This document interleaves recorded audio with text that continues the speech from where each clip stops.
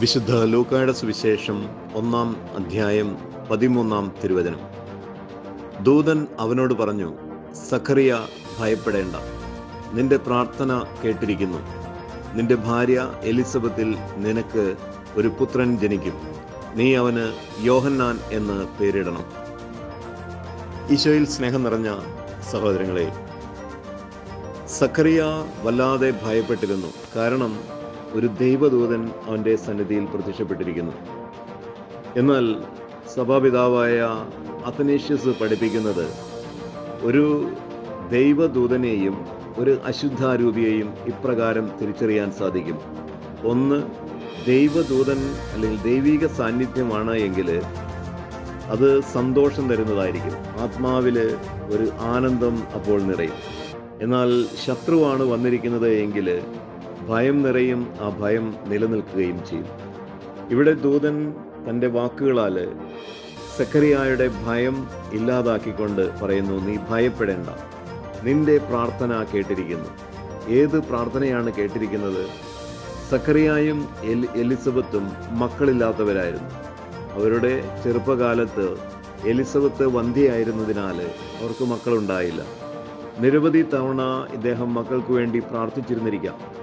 ഒന്ന്, ആ പ്രാർത്ഥന.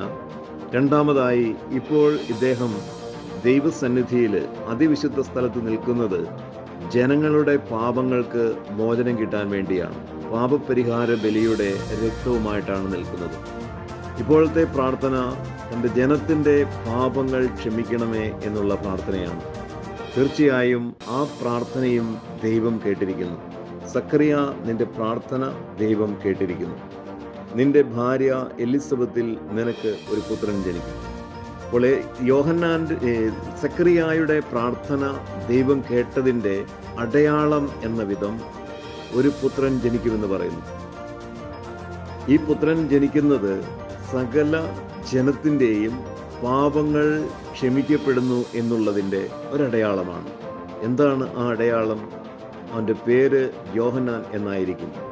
യോഹന്നാൻ എന്ന വാക്കിൻ്റെ അർത്ഥം ദൈവ കൃപ എന്നാണ്. ദൈവത്തിൻ്റെ കൃപ സഖറിയായുടെ മേൽ വരുന്നു. ദൈവത്തിൻ്റെ കൃപ സഖറിയായുടെ പ്രാർത്ഥന മേൽ വരുന്നു. അപ്പോൾ സകല ജനങ്ങളുടെയും പാപങ്ങൾ ക്ഷമിക്കപ്പെടാൻ പോകുന്നു. ക്ഷമിച്ചിരിക്കുന്നു കർത്താവ്. അതിൻ്റെ അടയാളമായിട്ട് അവന് ദൈവ കൃപ ലഭിക്കുന്നു. പാപം ക്ഷമിക്കുന്നതിന് മുന്നോടിയായി, സകല ജനങ്ങളുടെയും വീണ്ടെടുപ്പിന് മുന്നോടിയായി രക്ഷകൻ പിറക്കുന്നതിന് ആ രക്ഷകൻ്റെ ഫോർറണ്ണറായിട്ട്, മുന്നോടിയായിട്ട് യോഹന്നാൻ ജനിക്കാൻ പോകുന്നു.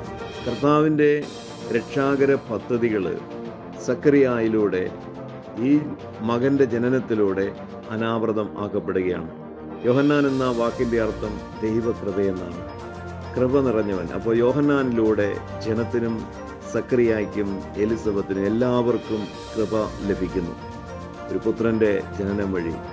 അപ്പോൾ ഇത് മാലാഖയാണ് എന്നുറപ്പായി. കാരണം ഭയം മാറിപ്പോകുന്നു, പുതിയ വാഗ്ദാനങ്ങൾ ലഭിക്കുന്നു, പ്രാർത്ഥനകളെല്ലാം ദൈവം സ്വീകരിക്കുകയും ചെയ്യുന്നു.